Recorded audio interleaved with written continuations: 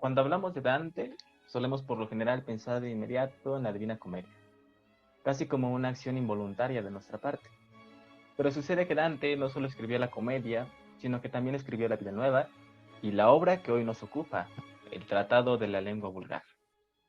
El día de hoy, Ani, mi compañera, me acompaña. Quisiera saber, Ani, para empezar, ¿cuáles fueron tus primeras impresiones de este maravilloso texto? Bueno, primero que nada te saludo a ti y a todos los que nos están escuchando. Y bien, me gustaría empezar por decir que es un texto sumamente impactante para mí, porque no sé si fue la intención de Dante escribir un libro de lingüística, que me parece muy poco probable, pero si no fue así, por lo menos podemos darnos cuenta que muchas de las ideas que él plantea aún se conservan en nuestro pensamiento contemporáneo. La única diferencia es que en el contexto del Renacimiento aún no se puede separar bien el origen celestial de las cosas. Este tratado es muy importante porque no dudo que de él se hayan asentado muchas ideas lingüísticas de la modernidad. Y bueno, me gustaría saber qué opinas tú, cuáles son tus primeras impresiones de este libro. Claro. Gracias, Dani, por el saludo. Igual, olvidé saludarlos a todos. Bueno, mi primera impresión es que me agrada poder leer a Dante de una forma distinta, de una forma diferente, de una forma no tan parecida a la comedia o la vida nueva, como estamos acostumbrados. Su tratado de la lengua vulgar es, bueno, desde mi consideración, un texto que particularmente me recuerda a las composiciones de Horacio y a la manera en la que éste disponía de la argumentación, la manera en la cual Horacio nos va hilando poco a poco para darnos sus argumentos de cómo en su arte poética, sobre todo, de la construcción. Pienso que este es un libro muy importante para el estudio de la lengua italiana y sobre todo una clara ventana desde la que podemos entrever un poco del pensamiento humanista de Dante. Considero incluso que el texto en sí mismo no fue escrito sino para destacar el singular carácter secular de la lengua vulgar, es decir, no eclesiástico, respecto de la lengua gramatical, a veces también llamada lengua culta. Este contraste entre la lengua, el lenguaje eclesiástico, un lenguaje propio, propiamente el latín, propio de la iglesia, y el lenguaje vulgar que no era tanto, eh, no tenía ese alcance, o más que nada esa, digámoslo de alguna manera, esa atención por parte de las autoridades. Quisiera, Ani, pues darte la siguiente pregunta. ¿Por qué crees o por qué nosotros consideramos, creo que sería importante empezar a hablar de eso, por qué consideramos que es importante hablar de este tratado? Bueno, es importante porque de esta manera podemos acercarnos a la concepción del origen de las lenguas desde una perspectiva que se desarrolla en el Renacimiento, como ya habíamos mencionado antes. En este caso, partiendo de las ideas de Dante, porque si nosotros vamos al texto contemporáneo, si nosotros vamos a un texto contemporáneo, perdón, podemos encontrar una especie de árbol genealógico del origen de todas las lenguas. Sin embargo, si nos vamos hacia este tratado de la lengua vulgar, encontramos una relación mítica y racional a la vez que dio origen a las lenguas vulgares. Es una mezcla de lo mítico con lo racional. Sí lo es, justamente lo menciona Dante como esta, bueno, dualidad que ya tú nos irás platicando, pero bueno, hablando sobre todo del lenguaje, es muy interesante y quisiera resaltar la importancia de este hecho, que Dante utiliza el lenguaje como fin y como vehículo, a diferencia de otros textos que también se escribían en la época, que el lenguaje era el vehículo para un contenido distinto, no tanto el objetivo, no tanto el fin en sí mismo. Resulta interesante lo que Dante escribe respecto de la lengua, porque pudiendo emplear otras cuestiones como tema central para su texto, como acabo de decir, eligió la lengua, diferenciándose de otros autores que emplean el lenguaje como medio en la elaboración de una idea o como medio en la composición de algún sistema o esquema. Dante emplea el lenguaje como vehículo y como fin, las dos cosas al mismo tiempo. Su tratado es evidentemente un estudio sobre la lengua, a partir de la lengua, lo cual es bastante interesante. Y si bien este no puede considerarse en sentido estricto, pues un libro de lingüística, como ya hemos estado hablando, creo que bien puede considerarse un antecedente de lo que posteriormente Roman Jakobson y el formalismo ruso, pero más propiamente Roman Jakobson identificaría como la función metalingüística de la lengua. No sé qué pienses acerca de esta idea, Annie. muy de acuerdo contigo. Bueno, para quienes no recuerdan este término o no lo conocen, la metalingüística es utilizada principalmente en la lingüística y consiste en que, bueno, un lingüista utiliza el lenguaje para referirse al lenguaje mismo. Y bueno, continuamos eh, con la idea que nos expone Dante sobre el por qué es necesario un lenguaje para el ser humano. Y empieza por decirnos que el ser humano, al ser un ser racional, es el único que necesita un lenguaje, ya que no se comunica con la sensibilidad corporal como los animales y tampoco por medio de su espíritu como ocurre con los seres celestiales, que son los ángeles. Es por esto que se creó un signo que es tanto racional como sensible a la vez. ¿Y por qué es racional?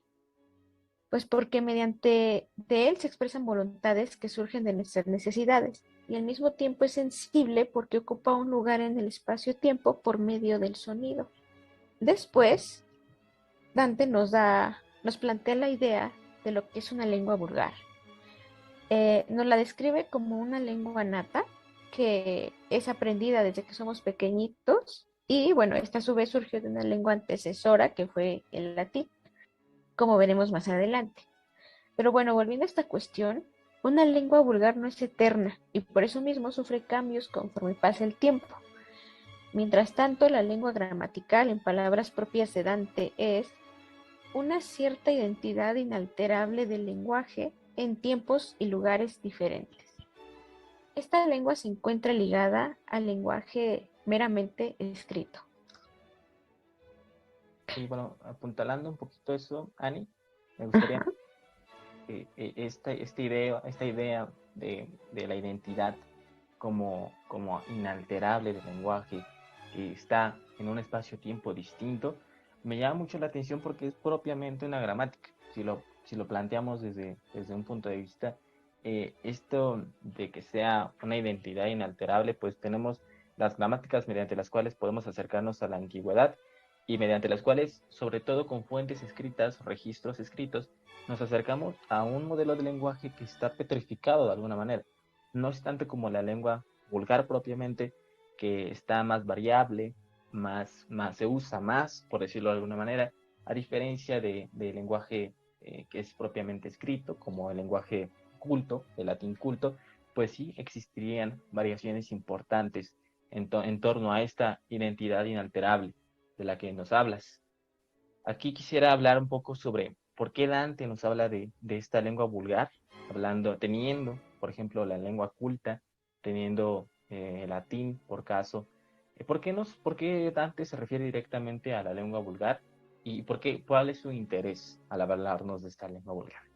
Ante todo, nosotros creemos que se trata de la lengua, pues común a todos, como lo expresa. Es la lengua con la que crecemos, con la que somos creados, la que nos enseñan y la que imitamos desde que somos chiquitos, la que no requiere un estudio bien sistematizado, sino que simplemente se da con naturalidad mediante la imitación. Es decir, en tanto su condición como lengua nos es natural a todos, nos es familiar y nos es común a todos. Pero no es lo mismo con la lengua gramatical, porque pues esta es principalmente artificial y se adquiere por imitación. No se adquiere por imitación de la nodriza, sino por estudio, como ya lo estábamos mencionando.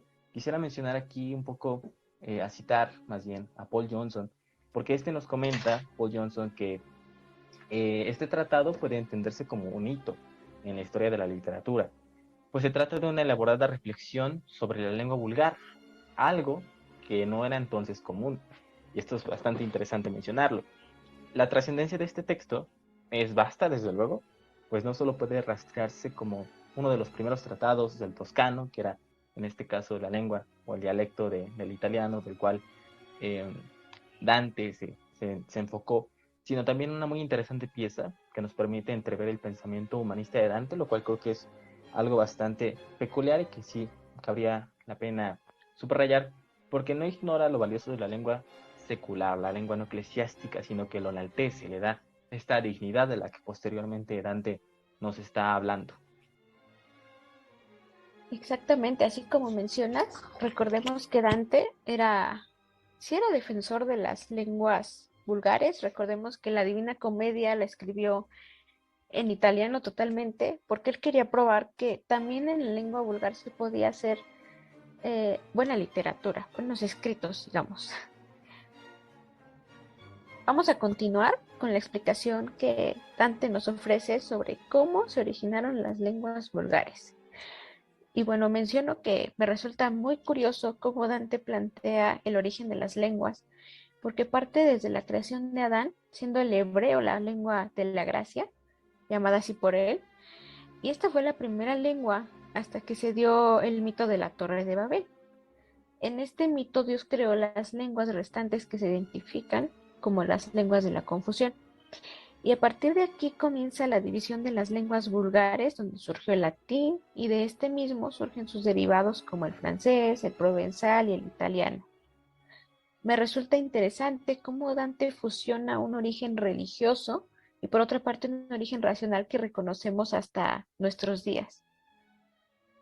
Y bueno, más adelante Dante comienza a descartar varios dialectos del italiano porque quiere saber cuál es el mejor dialecto del italiano, ¿no?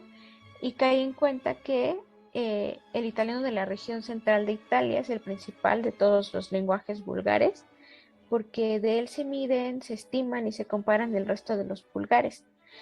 A este lo describe como ilustre, áulico y curial. ¿Pero a qué se refiere Dante con estas palabras? Bien, se refiere a que el lenguaje es ilustre porque es claro y es perfecto. Además es áulico porque es común de todos y propio de nadie. Esto me encantaría relacionarlo con la idea actual que tenemos, la cual propone que el hablante es quien hace la lengua y no al contrario, como muchos suponen. Finalmente tenemos que el lenguaje es curial porque está equilibrado para su uso. Desde luego, justamente esta idea de que se divide el lenguaje vulgar ilustre, el áulico y del curial, me llamó mucho la atención al momento de leerla, porque si Dante hace esta distinción entre, digamos, ahora sí, más que formas de presentación, en realidad estados de esta misma lengua vulgar. Quisiera hacer énfasis en lo que Dante llama lengua vulgar ilustre y en el uso de esta lengua vulgar ilustre, porque pues a grandes rasgos Dante menciona que la lengua vulgar ilustre puede emplearse tanto en prosa como en verso, lo cual es un hecho bastante interesante de esta lengua vulgar ilustre, que se pueda emplear tanto en prosa como en verso. Como ha sido dicho, la lengua vulgar es la lengua pues de nuestras madres, de aquella que imitamos desde que somos niños, aquella que los seres humanos con la cual somos criados y que imitamos desde una edad muy joven y vamos creciendo con ella y no requerimos de un estudio muy profundo para su comprensión, sino se da con naturalidad mediante la interacción de igual con niños, con jóvenes, con adultos posteriormente. Aquí habría que preguntarse, bueno, ya tenemos la lengua vulgar ilustre, pero pues ¿quiénes se encargan de utilizarla? ¿Quiénes la emplean mejor? Dante aquí es un poco restrictivo, porque nos menciona que solo los poetas pueden emplear la lengua ilustre, la lengua vulgar ilustre. Para él, solo pueden utilizarla porque conviene que los poetas tengan ciencia e ingenio. De lo contrario, si un poeta carece de alguna, no mejorará su obra, sino que definitivamente la va a empeorar. Por ende, para Dante, solo los mejores poetas, los que tengan ciencia e ingenio, pueden emplear exitosamente la lengua vulgar ilustre. Ahora bien, pues ya sabemos más o menos qué es una lengua vulgar ilustre, quiénes, según Dante, pueden emplearla. Ahora, ¿de qué puede tratar? ¿De qué temas son los que pueden preferentemente emplearse? Cuando Dante nos habla sobre la naturaleza del hombre, lo cual es bastante interesante, lo hace partiendo desde tres diferentes estados o elementos. El primero, el elemento vegetal, el segundo, el elemento animal, y el tercero, el elemento racional. Para el elemento vegetal, Dante nos habla de lo útil, cuyo propósito es la salud. Nos habla de lo animal y de lo deleitable, cuyo propósito recae en el placer del amor. Y finalmente nos habla de lo racional y lo honesto, cuyo fin consiste en alcanzar la virtud.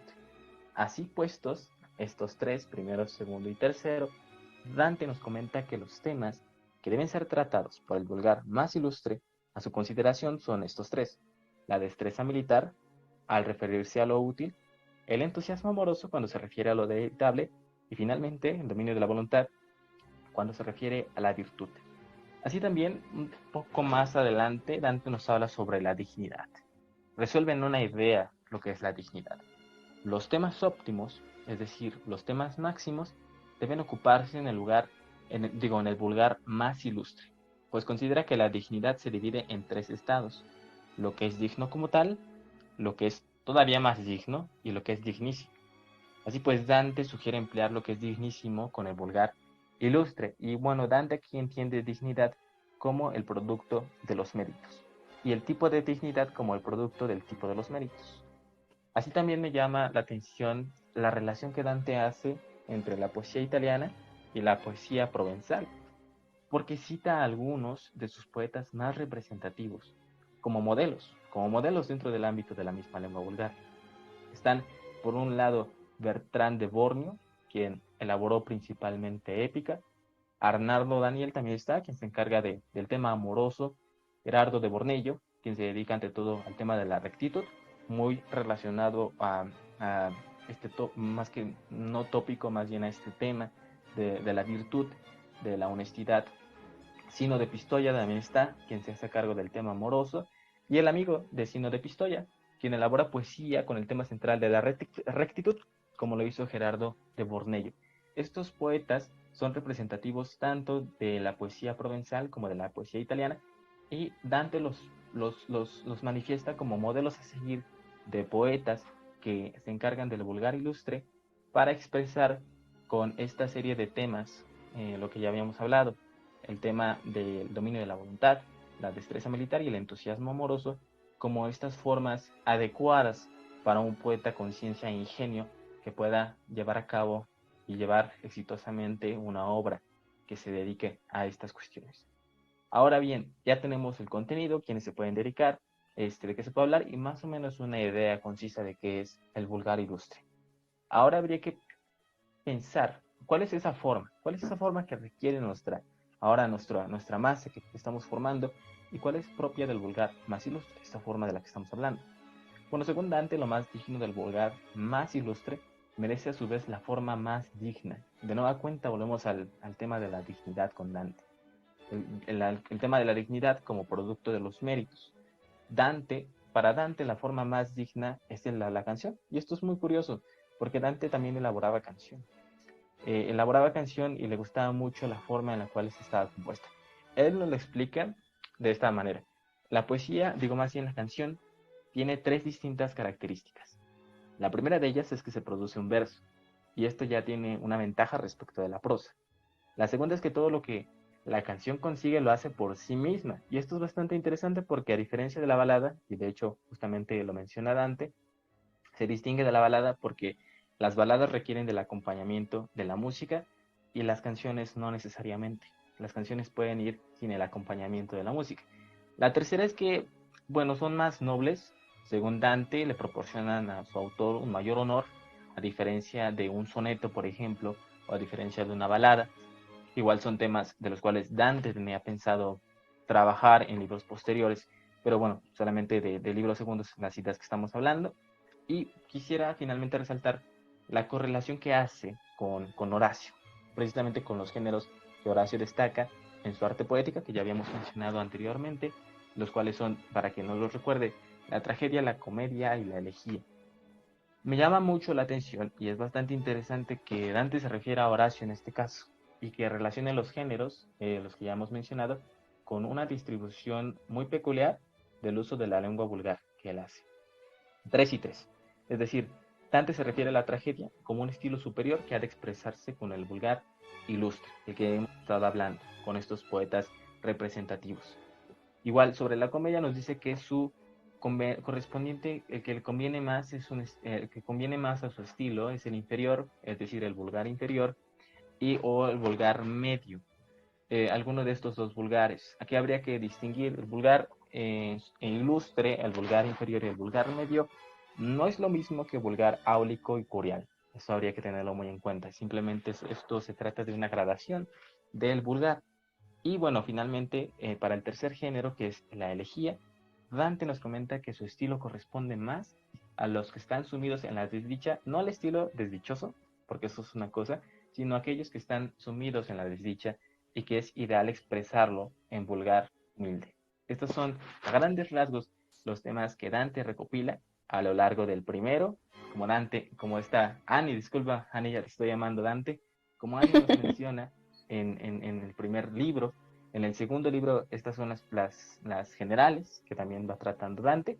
Poco a poco va elaborando esto. Desafortunadamente hay que mencionar que pues, Dante tenía planeado hablar de balada y sonetos en un tercer y cuarto libro, porque en el segundo se dedica ante todo a hablar de la canción, su relación con el vulgar más ilustre, la forma, todas estas cuestiones que hemos estado discutiendo. Las baladas y los sonetos tenía planeados tratarlos en un tercer y cuarto libro. Desafortunadamente, como digo, no hubo oportunidad de que Dante terminara su obra. Solo contamos con los registros del primero y segundo, y pues podría considerarse que el Tratado de la Lengua Vulgar está incompleto. Pero no por ello podríamos decir que es un texto que demerita su valor, ¿no? Desde luego que no. Como ya lo hemos estado discutiendo, creemos que este es un texto muy interesante, por un lado, por su valor lingüístico, que quizá justamente podría no tener un valor lingüístico, es cierto, pero tiene un valor muy importante para la historia de la lengua italiana, para la historia no solamente del pensamiento humanista, renacentista, sino también para la historia de la lengua, y tener muy en presente, muy en cuenta, que Dante por primera vez utiliza la lengua, el lenguaje como vehículo y como fin, lo cual me parece bastante interesante. Y ya bueno, para finalizar me gustaría hablar sobre una idea que a mí y a Ani, a nosotros dos en nuestra lectura nos pareció bastante peculiar, y es el empleo del número 3. Nos llamó bastante la atención que Dante empleara el número 3. Se trata de una constante, no solamente en este tratado, sino en general en la vida nueva, en la comedia. La comedia propiamente está dividida en infierno, purgatorio y paraíso. Cada uno de estos estadios está dividido en 33 cantos. Siempre se trata de un múltiplo de 3. Tenemos a Virgilio, Beatriz y Dante como las principales figuras dentro de la comedia. Incluso en la vida nueva también es una estructura muy interesante. Empezamos con un sueño, luego con una reflexión de ese sueño y luego como la síntesis dentro de la poesía. Y aquí justamente también nos elabora Dante una interesante composición del ser humano, de la naturaleza del ser humano, mediante tres partes. Es una composición tripartita, va desde lo vegetal, pasando por lo animal y finalizando con lo racional. Nos habla también de 3 grados de dignidad, nos habla de muchos otros factores que igual no sé si tú, Anne, quieras comentarnos, pero es muy peculiar cómo Dante va extendiendo poco a poco este significado del número 3 como una entidad tripartita, que es toda una interesante y muy peculiar y sobre todo muy dantesca forma de realizar este despliegue del cosmos. Sí, estoy muy de acuerdo contigo. Me parece que ese es un tema que a los dos nos llamó mucho la atención. También recordemos que en su comedia, en su Divina Comedia, bueno, de ahí la lírica italiana retomó el terceto dantesco como una característica de la poesía lírica, ¿no? Muy a pesar bueno, solo fue usado por Dante, después lo retomaron los demás. Y bueno, creo que todos conocemos a Dante, principalmente por sus escritos ficcionales, que son la Divina Comedia y un poquito La Vida Nueva, pese a que él mismo expresa que escribe desde su memoria, bien sabemos que la memoria también puede alterarse, ¿no?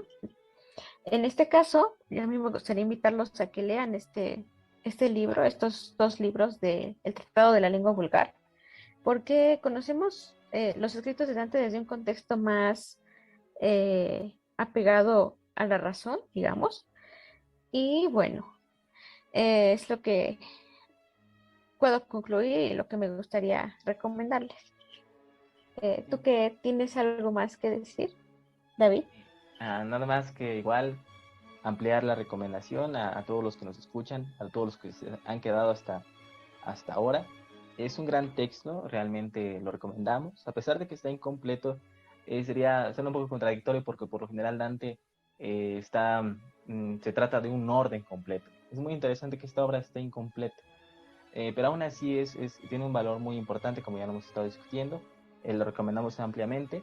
Igual hay muchas otras cosas que quedaron por ser dichas. Podremos igual realizar una segunda emisión de este tema, si es que nuestro público lo desea, o incluso podríamos realizar también un breve comentario, no tanto un análisis, más bien comentario acerca de las demás obras de Dante. Tenemos La Vida Nueva, la misma comedia, hablar de un poco de todo el simbolismo que resguarda el purgatorio, el paraíso y el infierno, de todas las referencias increíbles que son. Podríamos ir poco a poco igual desmenuzando toda esta poesía, más bien toda esta literatura que me parece bastante importante. Entonces, más que nada no me queda que invitarles, darles las gracias también por su tiempo, por su paciencia de escucharnos y por este buen gesto. Nosotros vamos a seguir aquí compartiendo nuestro amor por la literatura, creando estos espacios importantes para la difusión de pues, algo tan bonito como las letras y dándole a Dante este lugar que merece, desde luego que merece. Y pues nada, no me queda nada más que desearles felices lecturas y que continúen sintonizando nuestra señal. Muchas gracias.